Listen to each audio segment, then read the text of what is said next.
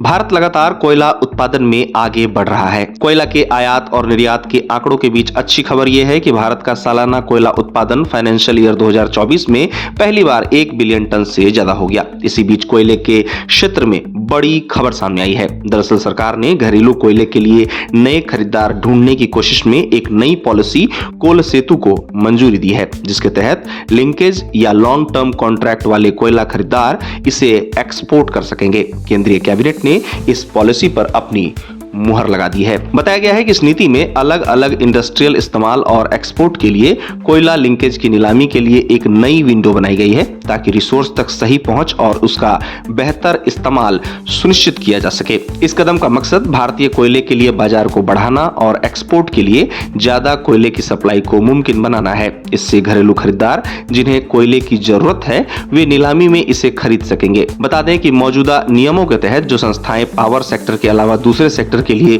कोयला खरीदती हैं, वे इसे सिर्फ अपने लिए इस्तेमाल कर सकती हैं। कैबिनेट द्वारा मंजूर किए गए इस नीति को लेकर सूचना और प्रसारण मंत्री अश्विनी वैष्णव ने जानकारी दी, जिसमें उन्होंने बताया कि यह पॉलिसी 2016 की एनआरएस लिंकेज नीलामी पॉलिसी में कोल सेतु नाम की एक अलग विंडो जोड़कर किसी भी इंडस्ट्रियल इस्तेमाल और एक्सपोर्ट के लिए लंबे समय के लिए नीलामी के आधार पर कोयला लिंकेज के आवंटन की अनुमति देगी। उन्होंने कहा कि कोयले की जरूरत वाला कोई भी घरेलू खरीदार अंतिम इस्तेमाल की परवाह किए बिना लिंकेज नीलामी में हिस्सा ले सकता है।